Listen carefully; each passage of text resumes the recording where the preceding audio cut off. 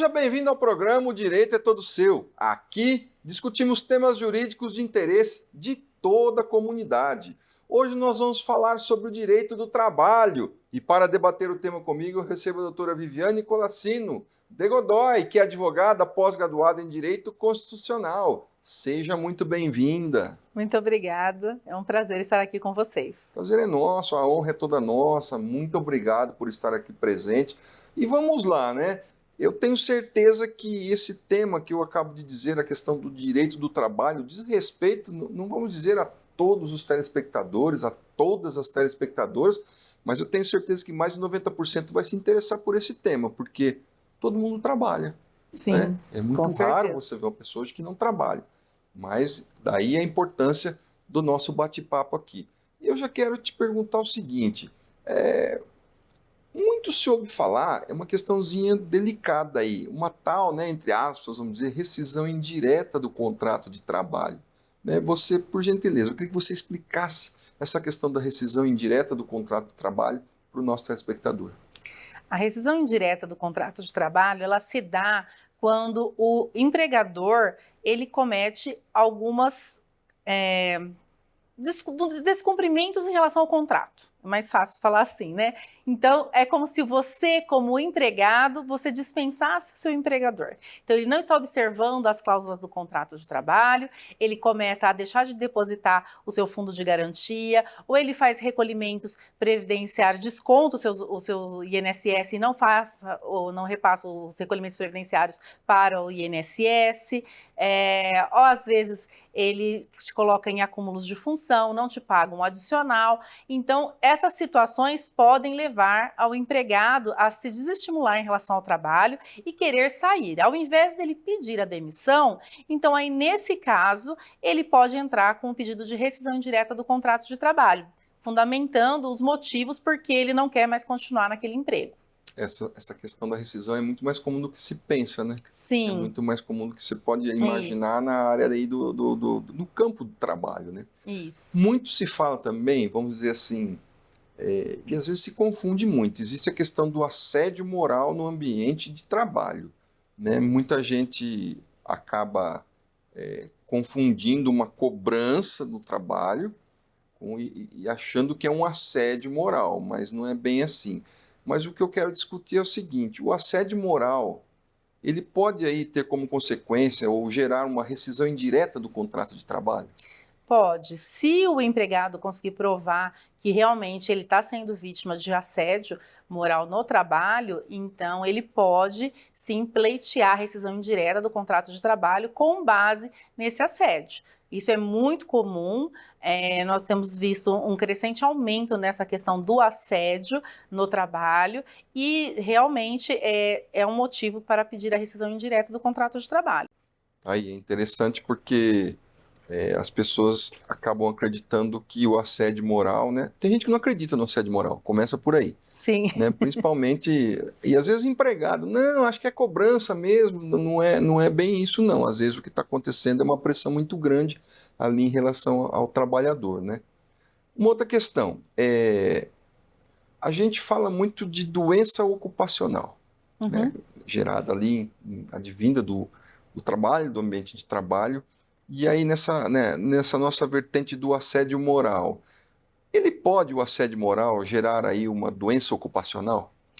Pode. Então, como você estava falando, essa questão da pressão, né? Muitas vezes o funcionário acaba sendo pressionado para cumprir metas, prazos, e isso pode gerar um estresse muito grande, um desgaste emocional, pode atacar, às vezes, o estômago da pessoa, a pessoa vir a ter uma gastrite, uma úlcera nervosa por conta do trabalho, pode ter um problema intestinal, uma síndrome do intestino irritável, pode ter uma enxaqueca por conta do nervosismo, do estresse, da pressão do dia a dia. E isso tudo, se comprovar que tem relação, essas doenças, com o trabalho, que foram originadas desse assédio, então aí sim é considerado uma doença ocupacional. Certo. Uma outra situação aí, que eu vinha falando, né? O que acontece? Às vezes o empregado, ele acha que qualquer coisa pode ser um assédio moral. E às vezes o trabalhador, o patrão ali, o chefe, o gerente, o líder, chamem como quiser aí. Às vezes acha que tudo que ele faz jamais é um assédio moral.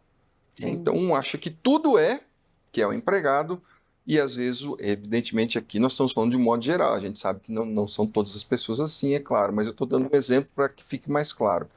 E o outro, por parte do patrão, acho que tudo que ele faz, nada é configurado como um assédio moral. Hoje tem Sim. muitas questões, inclusive gerando doença ocupacional. Sim. Eu queria, assim, como que o nosso telespectador, a nossa telespectadora, seja um empregador ou seja um empregado, de que forma que ele, nas suas atitudes, por exemplo, de que forma que o empregador ele pode ter consciência de que a atitude dele não é assédio moral, e o empregado da mesma forma. Como que ele pode pensar, raciocinar e falar assim, realmente, isso que eu estou sendo cobrado não é um assédio moral. Ou seja, tanto para o empregador como o empregado, como que a pessoa faz aí para traçar uma linha que distinga o que é e o que não é o assédio moral? É uma linha muito tênue, né? Tênue, né? Porque depende muito de como o empregador fala com esse empregado. E tem pessoas que também, tem empregados que se melindram muito mais facilmente do que outros. Então, aí, para uma pessoa que pode levar em conta uma brincadeira, aceitar uma brincadeira, pode ser outro funcionário que não aceite aquela brincadeira. Então, precisa saber separar as situações.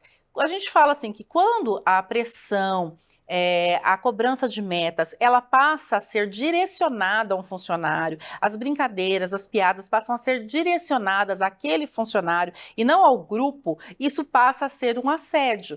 Quando é coletivo, então assim, o chefe está lá falando, olha pessoal, vamos bater meta de vendas esse mês, precisamos atingir uma venda de R$ 1 milhão.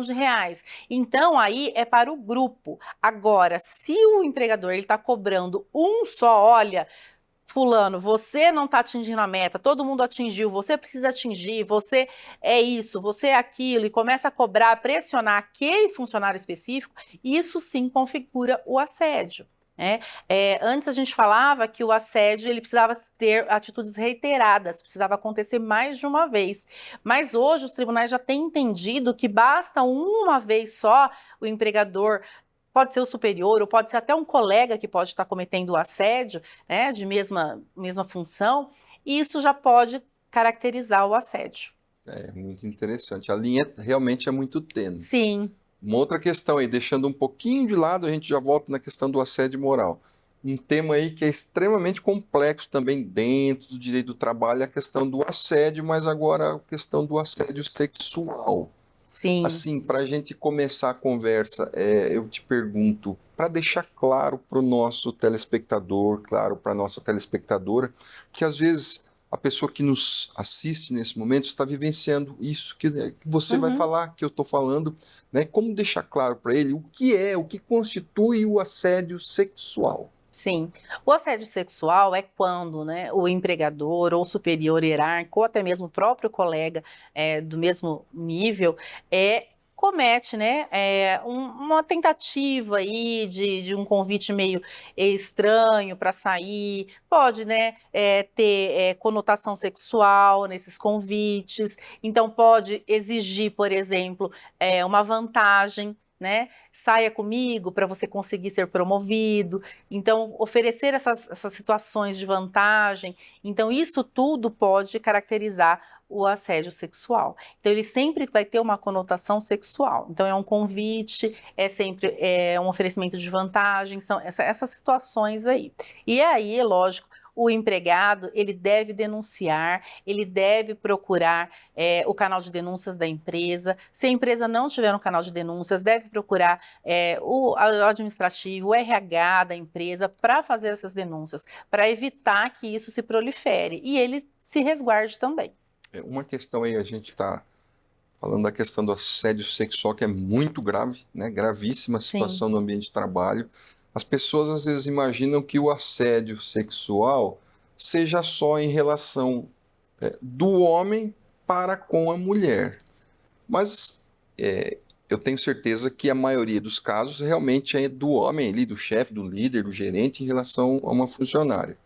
Mas o assédio sexual também pode ser o contrário. Pode. A questão de uma chefe, uma mulher, estar ali assediando o homem, Sim. funcionário. Isso acontece também, isso acontece. E também em relação a pessoas do mesmo sexo. Também pode acontecer. Né? Então, em todos os sentidos. O ambiente de trabalho, ele tem que ser um ambiente saudável. E quando acontece esse tipo de situação, seja o assédio moral, seja o assédio sexual, isso vem gerando um aumento de doenças psicológicas, né, no trabalhador, e muitos deles acabam se afastando do trabalho. Então, é importante as empresas fazerem a prevenção disso, darem treinamentos, trabalhar o seu regimento interno, o seu código de conduta, para que isso acabe, né? Hoje a CIPA vem falando muito sobre o assédio, é uma questão importante, é obrigatório agora esse trabalho de prevenção ao assédio nas empresas. Então, fica a dica aí para os empresários, né? Darem uma olhadinha com mais carinho para essa situação. Sem dúvida, né? Isso aí fica uma dica extremamente preciosa, porque, como você mesmo disse, doutora Viviane, o empresário acontecendo um assédio, seja moral, seja sexual, ali no ambiente da empresa dele, a empresa é responsável. Exatamente. A empresa vai responder por essas questões, né? Vai, exatamente. A empresa vai responder, pode sofrer reclamações trabalhistas, ter que pagar indenizações. Fora que uma empresa que ela é processada por uma questão de assédio, seja moral ou sexual, ela acaba perdendo um pouco a credibilidade no mercado. Porque isso se espalha. Hoje em dia, todo mundo fica sabendo, né, das situações, do que acontece, e isso mancha a imagem da sua empresa. Então, é importante que as empresas se sensibilizem em relação a isso, façam treinamento com seus funcionários, orientem eles de como devem ser conduzidos, né, os trabalhos, de como deve ser tratado o colega de trabalho, a questão do respeito, nada de brincadeiras, de piadas, né, ofertas de vantagens. Então, é importante estar observando isso para evitar situações constrangedoras e indenizações. Ter esse resguardo, né? Sim. Resguardo. Uma outra situação ainda nessa linha do assédio sexual é que é uma afirmação minha já em forma de questionamento, né? Que às vezes as pessoas não se atentam lá no ambiente de trabalho. Pode haver o assédio sexual entre funcionários da mesma função e de mesmo nível hierárquico. Sim.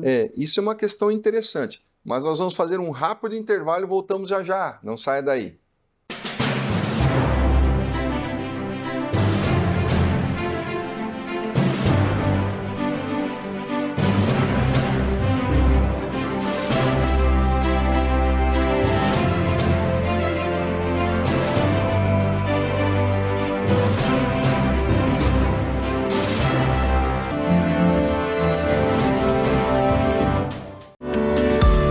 Aqui estamos na era da informação, em um planeta hiperconectado. O mundo moderno demanda estruturas e serviços que rompam barreiras e transformem vidas. Crescer é evoluir, chegar mais longe acompanhando de perto cada detalhe, em cada lugar e a cada projeto, entregar além do que se espera. A LPNet é fibra ótica, é o presente e o futuro. Ingressar na faculdade é uma das principais etapas da vida. O aluno chega com tudo: sonhos, desejos, muita expectativa e uma baita vontade de estudar. E a FIB vem com tudo também. Laboratórios completos, aulas 100% presenciais e cursos de excelência, sendo 4 deles nota máxima no MEC. Professores mestres, doutores e que atuam profissionalmente com aquilo que ensinam. Espaços de inovação para startups, coworking e Fab Lab. Além disso, se preocupa com o meio ambiente, separando lixo reciclável. Possui espaço para compostagem do seu lixo orgânico. Armazena e utiliza 60 mil litros de água da chuva. E ainda produz metade da energia que consome. Comece sem pagar mensalidade e trabalhe já nos primeiros anos. FIB, tudo que o seu futuro precisa. Vem com tudo! Inscreva-se fibbauru.br.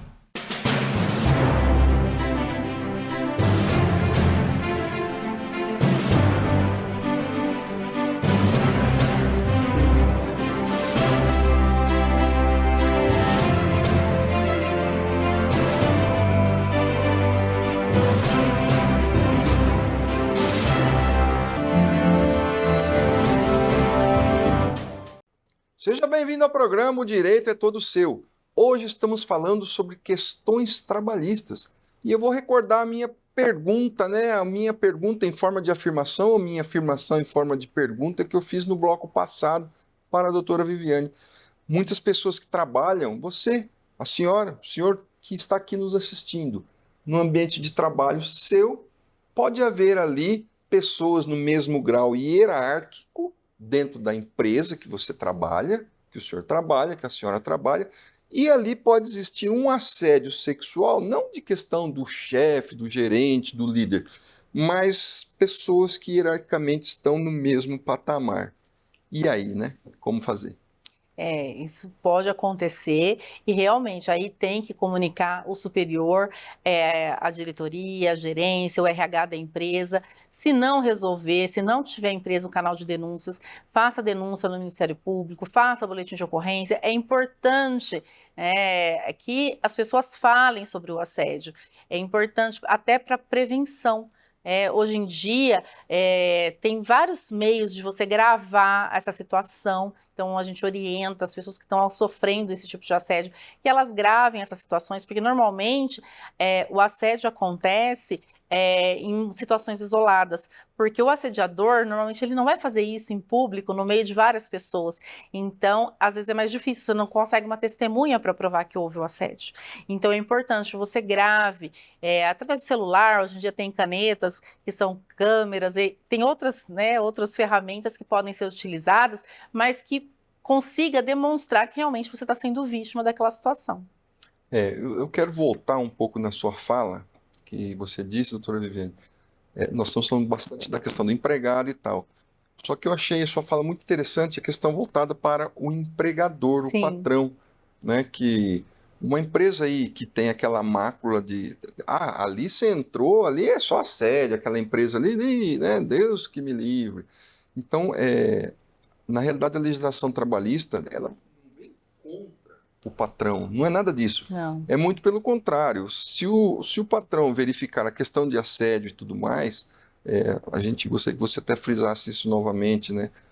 Na verdade, isso é um aliado do patrão, porque ele analisando a legislação, a questão do assédio tanto moral como sexual, ele vai poder ele vai poder criar uma situação na empresa dele que as pessoas querem ir ali trabalhar. Porque sabem que a empresa tem um bom ambiente, o ambiente de trabalho é Sim. bacana, é legal, sabem que ali o ambiente de trabalho é sério, e às vezes às vezes não, eu tenho certeza que isso desperta, né, um insight ali no trabalhador e trabalhadores competentes, bons, falam, eu quero trabalhar ali. Exatamente, Não é assim? isso é verdade.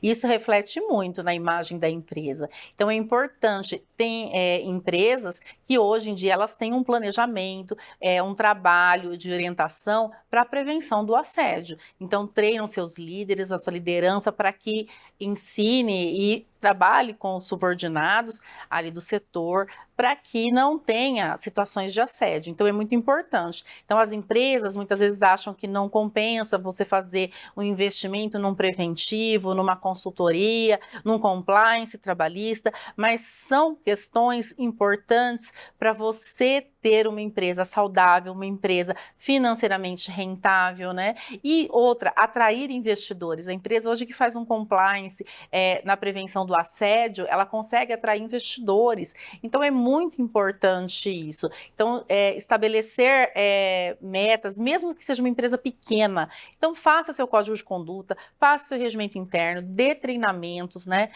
Assim que atingir o tamanho adequado, institua a CIPA e aí comece a trabalhar essa prevenção do assédio. Eu quero aproveitar a sua presença aqui hoje, né, porque o curso de Direito está tendo a honra de recebê-la para uma palestra, né, que vai falar sobre a questão do empreendedorismo jurídico, o empreendedorismo na advocacia, e saindo um pouquinho do tema aí do direito do trabalho, Eu gostaria que você falasse para nós um pouco sobre esse tema, o empreendedorismo na advocacia, para, como se diz, traçar rapidamente aí como que vai ser a sua palestra aqui. Então, o empreendedorismo entrou na minha vida, né? Logo quando eu comecei a carreira solo, e eu fui estudar a respeito disso, e hoje eu estou trazendo para os colegas, os alunos da Faculdade de Direito, que estão aí prestes a se formar, para ensinar como eles devem começar nessa área, né, da advocacia. Porque as faculdades normalmente não ensinam a prática do dia a dia e não ensinam que a advocacia é um negócio como outro qualquer.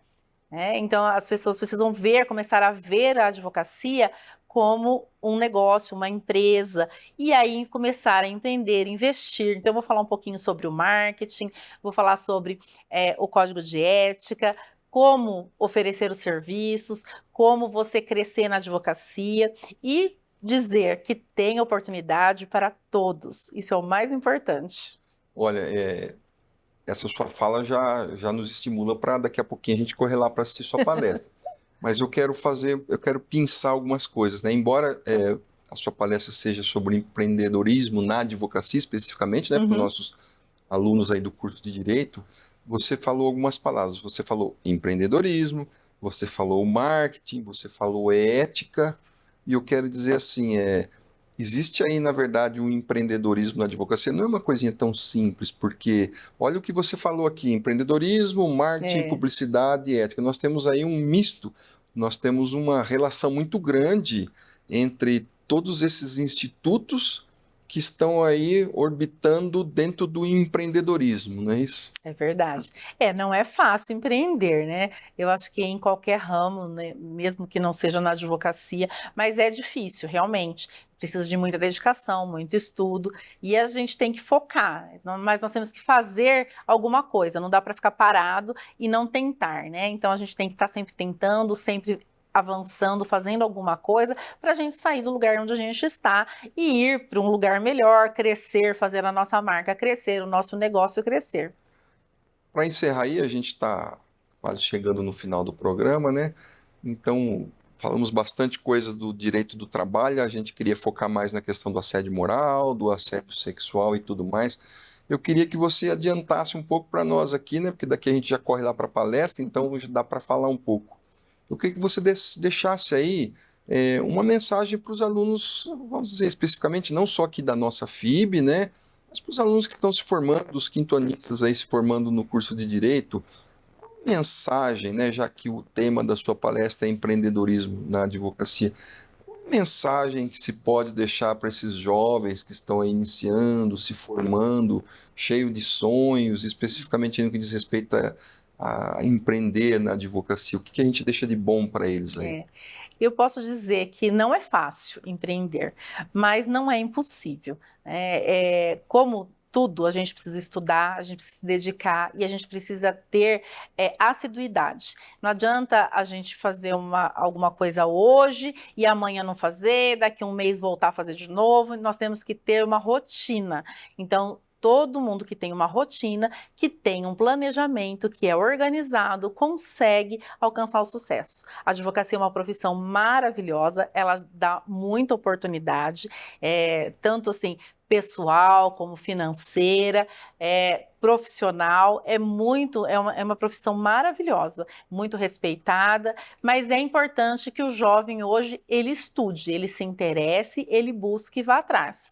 Porque hoje não dá mais para você ficar sentado esperando o cliente aparecer. Então a gente tem que divulgar o nosso trabalho e fazer com muito amor, com muito carinho, que vai dar tudo certo. É isso aí, que bom, é uma mensagem extremamente positiva. Como eu gosto de dizer, no nosso programa a gente gosta de passar as coisas positivas, né? Sim. Deixa as coisas ruins para os outros falarem. Aqui a gente gosta de falar de coisa boa, né? E passar informações de qualidade, que é o que nós fazemos. E fica aí a dica para os nossos quintoanistas, as pessoas que estão se formando, nada cai do céu. Nada. Na advocacia, no curso de Direito, não é diferente. Temos que correr atrás, como você bem disse, explicou, né? Vamos ter que... Nossos alunos aqui da FIB, a gente tem um orgulho muito grande de fazermos parte do processo de formação deles, nós temos certeza da qualidade que nós temos aqui dentro. Mas é isso aí. Doutora Viviane, agradeço sua participação aqui, já fica o convite para voltar, daqui a pouco a gente já corre lá para sua palestra, né? Então eu quero te agradecer imensamente mais uma vez. Eu que agradeço. Imagina, eu quero agradecer a nossa telespectadora, ao nosso telespectador, que o nosso programa é feito, pensado para você, e é isso aí. Até o próximo!